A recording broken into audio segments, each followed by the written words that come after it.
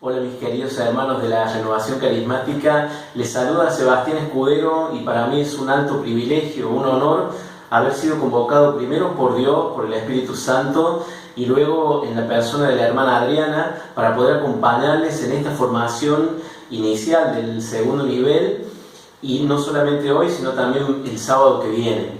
Para mí es un gusto, un honor verdadero y me encantaría que podamos empezar invocando al único que puede tocar nuestros corazones y hacer que esta palabra no sea solo una doctrina en la mente, sino también que lo podamos llevar en el corazón y hacerlo un modo de vida. Nos ponemos en la presencia del Señor en el nombre del Padre, del Hijo y del Espíritu Santo. Amén. Espíritu Santo, te damos gracias por estar con nosotros en este momento, en esta tarde, en que hemos venido a formarnos como discípulos. Pero queremos colocarnos ahora en modo discípulos, desde nuestros hogares, en esta realidad que nos toca vivir. Queremos abrir nuestro corazón, suspender quizás otras cosas que nos distraen, apagar el teléfono por un rato, dejar de lado otras preocupaciones y como María, la hermana de Marta, a los pies del Maestro, queremos estar en modo discípulo, disponibles para lo que tú quieras hacer en nosotros, para que esa semilla de tu palabra entre en un corazón y se vuelva fértil y dé 100 por 1. Que no haya ningún espino, que no haya ningún ave que se lleve esa semillita de la palabra, que no haya distracción ni poder alguno que nos quite lo que hoy tú quieras decirnos. Padre, todo esto te lo pedimos a ti que eres Dios, a ti que en la persona de Jesús nos has amado y a ti que has enviado el Espíritu para redimirnos. A ti, poderoso Dios, te pedimos que manifiestes tus dones, tus gracias, quítame a mí y sé tú, por favor Dios, en mi persona, el que le hables a cada hermano que esté escuchando esto en cualquier lugar del mundo, especialmente a quienes están haciendo esta escuela de formación en el nivel 2. Padre, en el nombre de Jesús te damos gracias, te glorificamos, te bendecimos. De antemano te decimos gracias por todo lo que nos vas a hablar, por todo lo que nos vas a formar, por todo lo que nos vas a decir. Que sea para ti siempre la gloria, a ti que vives y reinas por los siglos de los siglos.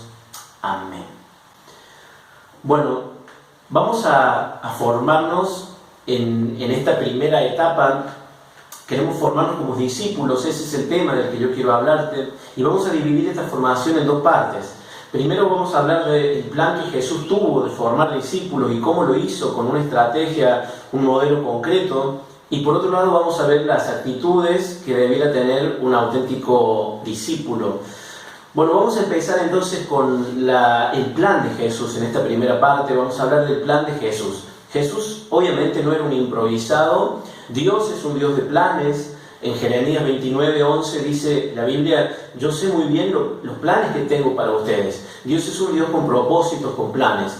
Y obviamente Jesús cuando vino con un propósito y una causa que tiene que ver con la formación de discípulos. Vamos a ver ahora algunos puntos de la forma como Jesús planificó una estrategia de discipulado. Bueno, lo primero que vamos a ver es que Jesús tenía una misión concreta. Una misión que ya en su nombre llevaba esa misión. Ustedes saben que Jesús viene de la palabra Yeshua, que significa Yahvé salva. Le fue dado ese nombre porque obviamente desde toda la eternidad Dios Padre había pensado mandar al Hijo, a Jesús, para que Él cumpla esta misión de salvar. Salvar al hombre del pecado, salvar al hombre de la condenación y salvarlo en todas las áreas de su vida, en cuerpo, alma y espíritu. O sea, vemos entonces en este primer punto que Dios ya tenía en la persona de Jesús una misión. Y Jesús vino al mundo con una misión. En segunda instancia, Jesús tenía una meta, tenía un propósito concreto, que en la Biblia es muy fácil de verlo. Jesús tenía el propósito de anunciar el reino, la instauración del reino. Los historiadores y los biblistas han encontrado que no todas las palabras que aparecen en el Nuevo Testamento de Jesús fueron realmente dichas por Jesús. Es decir, los apóstoles que escribieron los evangelios muchos años después de que murió Jesús fueron dando una enseñanza teológica a las primeras comunidades y pusieron en labios de Jesús dichos, parábolas, cosas. Y entonces los biblistas estudian de que no todas las palabras, hay muchas palabras que fueron palabras que Marcos, Mateo, Lucas, Juan le fueron atribuyendo a Jesús, pero sin embargo hay algunas que obviamente sí dijo Jesús sí o sí, por las formas reiterativas que los dijo. Bueno, la que lleva el número 1, el récord de palabras que Jesús más dijo, de muchas palabras que utilizó. Jesús habló muchas palabras como por ejemplo, Abba, tengan confianza, bueno, habló mucho del fin del mundo, etc. Pero la palabra que más repite permanentemente es la palabra reino. Reino. Después del reino, padre, dice muchas veces padre, pero reino.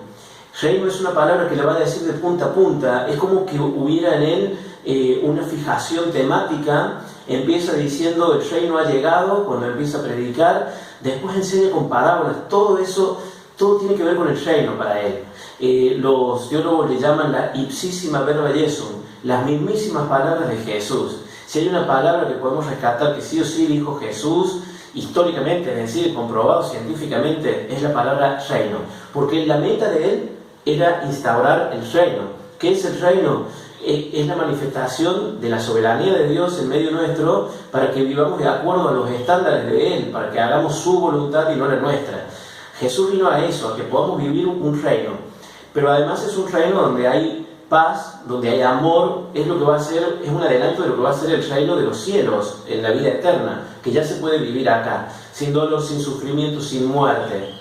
Ahora, en una tercera instancia, vamos a hablar del método. Jesús tenía un método para instaurar ese reino, porque él sabía obviamente que no lo podía hacer solo y que iba a necesitar un grupo de gente a quien formar. Entonces va a invertir mucho tiempo de su ministerio en formar discípulos, que esos discípulos, la Biblia habla de 72 discípulos, probablemente eran muchos más, pero había un grupo, un séquito de personas que estaban cerca de él, que se le llaman los 72. Y después, dentro de esos, hay un grupo más íntimo, que van a ser los 12 apóstoles.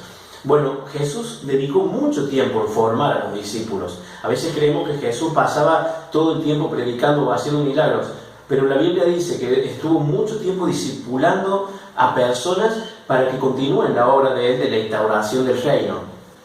Si vemos en Mateo 4, versículo 23, dice: Jesús recorría toda Galilea, enseñando en las sinagogas judías, anunciando la buena noticia del reino y curando todas las enfermedades y dolencias del pueblo. Palabra del Señor, gloria a ti, Señor Jesús. Rescatamos algunos verbos. Dice, recorría toda Galilea. Ahí hay una estrategia o un plan. Él no se quedaba quieto, sino que iba a buscar. ¿Qué es lo que tiene que hacer un discípulo? Tiene que ir a buscar gente también para seguir discipulando. Vayan y hagan discípulos, dice Jesús, a todas las naciones. O sea, no se queden quietos. Tenemos como discípulos que seguir formando discípulos. Dice, enseñando en las sinagogas. Él enseñaba, el magisterio de Jesús que enseñaba, era un docente que enseñaba. Enseñaba los misterios del reino de Dios. Enseñaba qué era el reino. Fíjense ustedes que la mayoría de las veces que les habla, les enseña, les dice, el reino de los cielos es semejante a una semilla de mostaza, el reino de los cielos es semejante a una perla escondida en un campo, y va diciendo qué es el reino. Es como la gran enseñanza.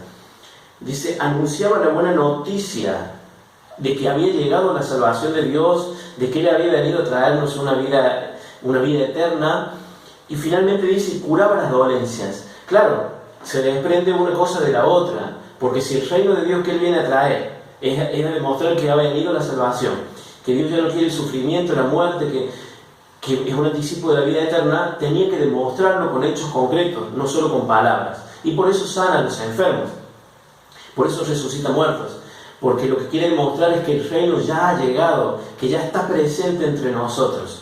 Así como en el cielo no va a haber, dice el Apocalipsis 21:4, dice que no va a haber dolor, llanto, sufrimiento, y tampoco entonces acá Jesús quiere que ya no lo haya, que no haya sufrimiento, enfermedad, y si hay muerte hace que desaparezca. Si hay enfermedad, Jesús no quiere que esté, y a toda persona que se le aparece, Jesús la va a curar. Y nos ha dado también a nosotros el don de hacer milagros, el don de orar por los enfermos y el don de quitar el mal del odio, el mal de la enfermedad, los males físicos, pero también los males morales. Nosotros como discípulos tenemos esa misión.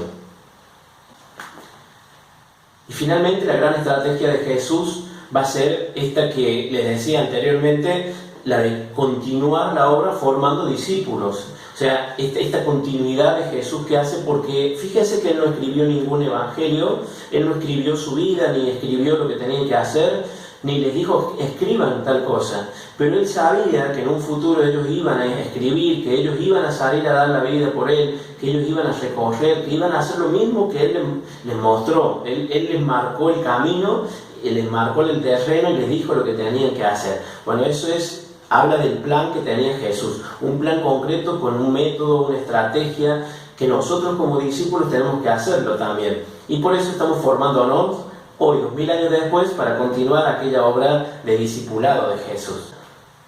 Bueno, ahora en una segunda parte de esta formación quería hablarte rápidamente de las actitudes que debe tener un verdadero, un auténtico discípulo de Jesús. Por supuesto que no alcanzarían los videos para hablar de tantas actitudes, cualidades, características, pero nos vamos a limitar, porque ustedes tienen en el módulo 3 actitudes que está hermoso poder desarrollarlas, 3 cualidades, empezando por la humildad.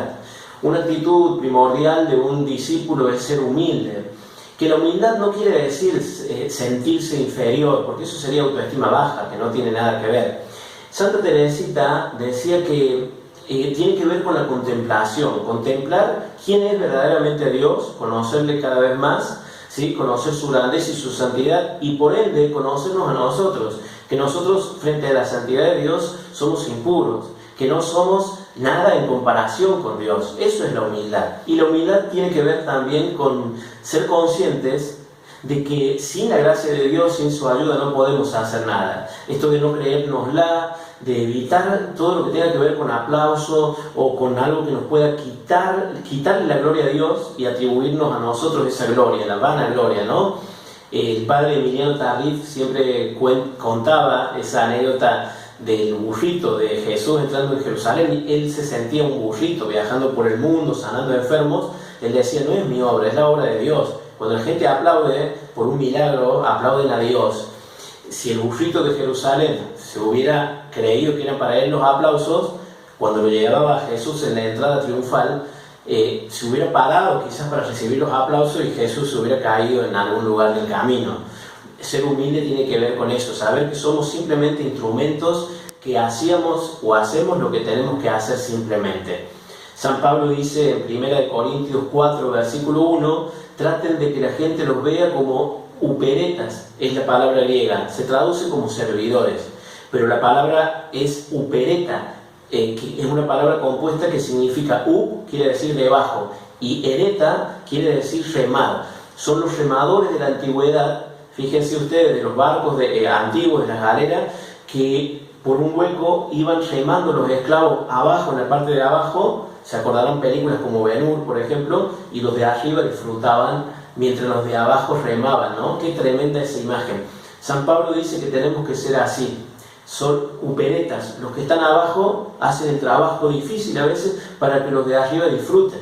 Pensemos los ministros de música, qué difícil es. Yo soy ministro de música, qué difícil es no ser el protagonista, ¿no? Ponerse por debajo para que la asamblea cante, disfrute, goce la presencia de Dios. Otra característica muy importante de un auténtico discípulo es que es dócil al Espíritu Santo. Y más aún nosotros en la renovación carismática, que entendemos lo que es el don, el llamamiento y lo que hace el Espíritu Santo en nuestra vida. El versículo 14 de 1 Corintios 2, 14 dice, el hombre mundano no capta las cosas del Espíritu de Dios, carecen de sentido para él, no puede entenderlas porque solo a la luz del Espíritu pueden ser discernidas. ¿Sí? Esta docilidad del Espíritu tiene que ver con el discernimiento, pero hace falta conversión y hace falta haber recibido un nuevo Pentecostés, haber nacido de nuevo para ser dócil a las inspiraciones.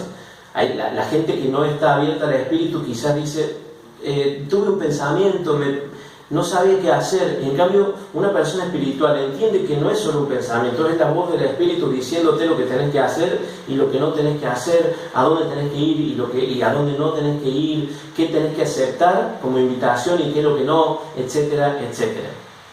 Y por último, la gran cualidad, sin duda, que ustedes por supuesto dirán, esto no puede ser, que remarquemos porque es tan obvio, es una obviedad, es la oración.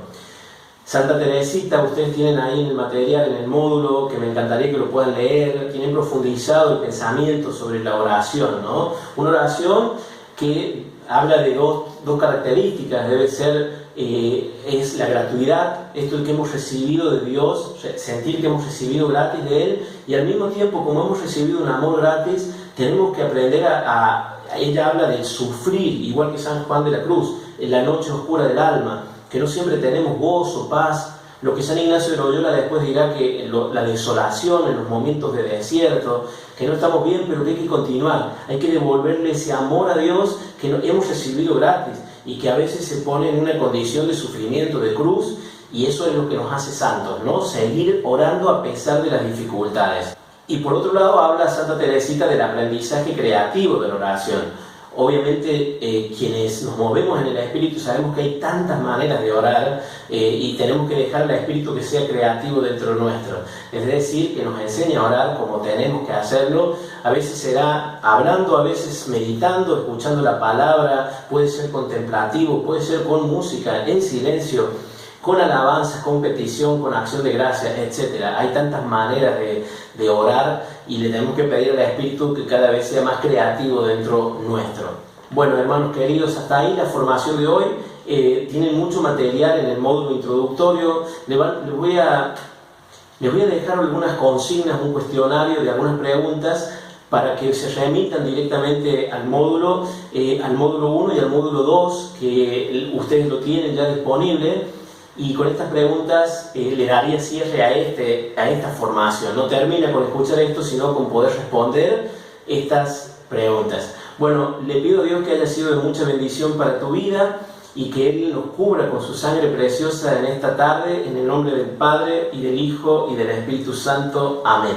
Muchas gracias. Nos encontramos el próximo sábado, donde vamos a estar hablando del querigma. Que Dios les bendiga.